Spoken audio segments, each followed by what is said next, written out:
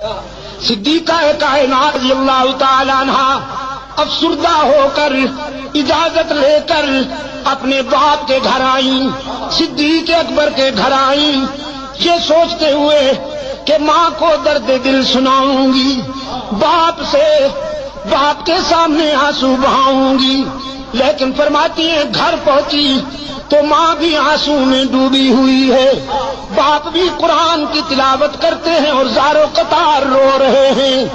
میری تو سمجھ میں کچھ نہیں آ رہا تھا۔ دیکھا منافقین کا پراپگنڈا کیسے کیسے معصوموں کو مبتلا کر دیتا ہے۔ فرماتی ہیں سمجھ میں کچھ نہیں آ رہا تھا کہ میرے گھر کیا قیامت ٹوٹ گئی۔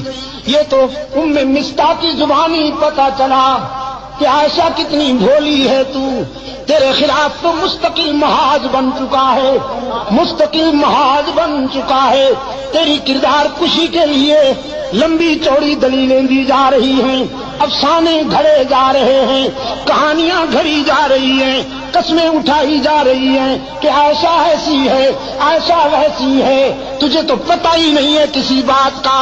فرماتی ہے میں اس قدر متاثر ہوئی کہ بے ساختہ بخار میں مبتلا ہو گئی، گھر کے اس کونے میں چلی گئی مصلی اٹھا کر جہاں مکمل اندھیرا تھا، تنہائی تھی۔ ماں نے گھبرائی ہوئی بیٹی کو مصلی اٹھا کر جاتے دیکھا، سوچا کہیں جان سے نہ مار ڈالے خود کو، پوچھا بیٹی کہاں جاتی ہو؟ عائشہ نے کہا چپ رہیے، گھبرائیے نہیں، ہائی کورٹ تو ناراض ہو گیا ہے، ذرا سپریم کورٹ کا دروازہ کھٹکھٹانے جا رہی ہوں، اب اس کے دروازے پہ آنسو بہانے جا رہی ہوں جہاں آدم روتے ہیں، زکریا روتے ہیں، ابراہیم روتے ہیں، یونس روتے ہیں اور سب کے آنسو پوچھے جاتے ہیں۔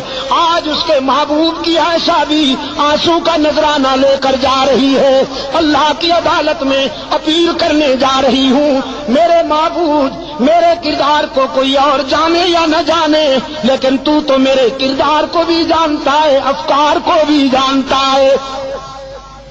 یہاں عائشہ نے آنسو کی برسات میں اللہ کی عدالت میں اپیل کر دی، وہاں رحمت عالم صلی اللہ علیہ وسلم نے صحابہ کا اجلاس بلا لیا، صحابہ کا اجلاس بلا رکھا ہے۔ میرے آقا نے فرماتے ہیں بتاؤ کیا کروں، عائشہ کے معاملے میں رائے دو، کیا کروں؟ صحابہ رو رہے ہیں، کسی میں جرأت گفتار ہی نہیں، آنکھیں برس رہی ہیں، سسکیاں سنائی دیتی ہیں، آہوں کی آواز آتی ہے۔ رحمت عالم فرماتے ہیں بولو نا، عائشہ کے معاملے میں کیا کروں، لوگ ایسی ویسی باتیں کر رہے ہیں۔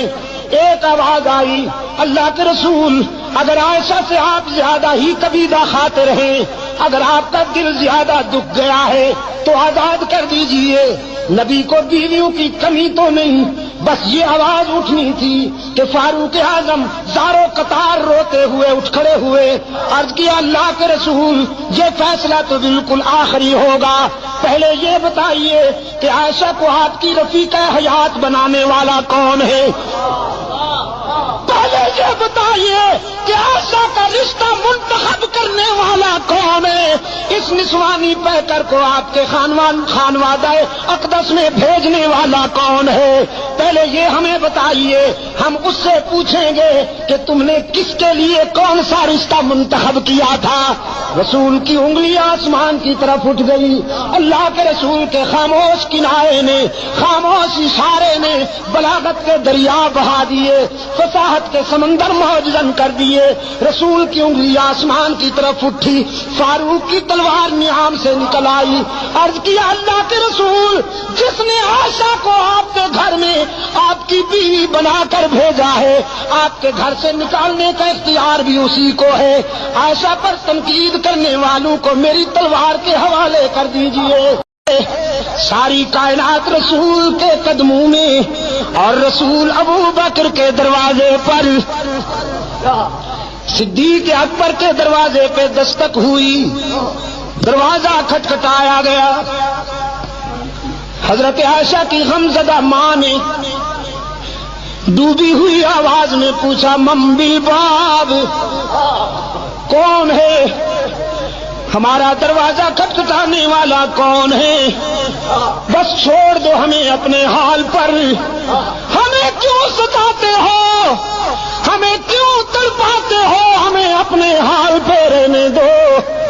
باہر سے کوثر و تسنیم میں دھلی ہوئی آواز بلند ہوئی، ابو بکر کے گھر والوں دروازہ کھولو نا، تمہارے دروازے پہ آسمان رسالت کا سراج منیر آیا ہے، عبداللہ کا یتیم آیا ہے، محمد عربی آئے ہیں، دوڑتی ہوئی آئی ہے۔ حضرت عائشہ کی والدہ دروازہ کھولا، رحمت عالم صلی اللہ علیہ وسلم کو دروازے پہ موجود پایا، عرض کی اللہ کے رسول آپ، صبح سعادت طلوع ہو گئی، شام غم کو سویرا مل گیا۔ رحمت عالم صلی اللہ علیہ وسلم نے فرمایا باقی باتیں بعد میں، پہلے یہ بتاؤ میری عائشہ کہاں ہے، عائشہ کہاں ہے؟ اور حضرت عائشہ فرماتی ہیں میں اپنی والدہ اور اپنے آقا کے الفاظ سن رہی ہوں، میرے دل نے تقاضا کیا کہ اٹھوں اور دامن رسول سے چمٹ کر جی بھر کے رو لوں، سارے دل کا بوجھ اتار دوں، لیکن پھر میرے ضمیر نے میرے قدم روک لیے۔ کہاں جاتی ہو؟ جس کی عدالت میں اپیل کی ہے ذرا وہاں سے فیصلہ تو ہو لینے دو، اس کی عدالت کو چھوڑ کر یہ سچ ہے کہ آج تیرے در پہ تیرا محبوب آیا ہے، لیکن اس عدالت کو چھوڑ کر کہاں جاؤ گی؟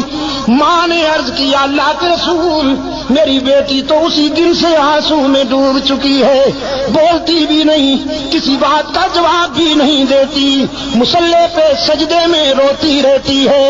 رحمت عالم صلی اللہ علیہ وسلم قریب آئے، عرض فرمانے لگے عائشہ آج اپنی صفائی میں جو کچھ کہنا چاہتی ہو کہو، سننے کے لیے آیا ہوں۔ حضرت عائشہ فرماتی ہیں میرے آقا اشکو بسی و حزنی اللہ، آج میرا وہی حال ہے جو ابو یوسف کا تھا۔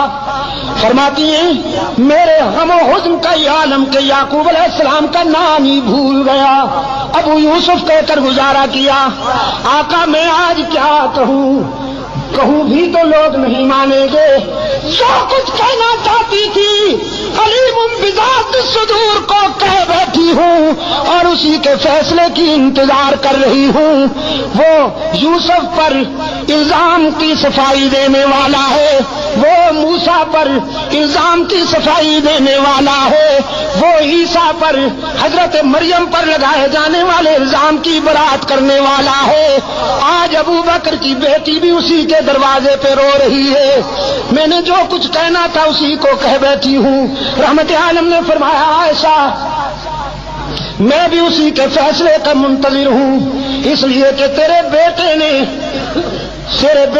تیری مثل سپریم کورٹ میں بھیج دی تھی، عمر نے تیرا کیس اللہ کی عدالت میں بھیج دیا ہے، میں بھی اسی کے فیصلے کا منتظر ہوں۔ صدیقہ فرماتی ہے میں نے سوچا وہ بڑا بے نیاز ہے، نہ معلوم کب فیصلہ آئے گا، یہ تو معلوم ہی نہیں تھا مجھے کہ ہمیں میدان و ہمیں گو۔ حضور بیٹھے، چہرے پر وہ پسینے کی بوندیں چمکنے لگی جو وحی کے وقت ہوا کرتی تھی، چادر اوڑھی اور جسد اطہر پر وہ کپ کپی تاری ہو گئی جو وحی کے وقت ہوا کرتی تھی۔ میں سمجھ گئی کہ کال مل گئی ہے، رابطہ قائم ہو گیا ہے، کانپتی ہوئی اٹھ بیٹھی، دیکھوں فیصلہ کیا ہوتا ہے۔ ماں بھی قریب آ بیٹھی ہے۔ رحمت عالم صلی اللہ علیہ وسلم پر کچھ دیر وحی کی کیفیت طاری رہی، پھر حضور نے چہرہ اطہر سے چادر اٹھائی۔ حضرت عائشہ فرماتی ہیں میں نے غور سے چہرہ رسول کو پڑھا اور رسول کے چہرے پر نظر پڑتے ہی میرے ضمیر نے مجھے بشارت دی، عائشہ مبارک ہو تو کیس جیت گئی، تیری شام غم ختم ہو گئی۔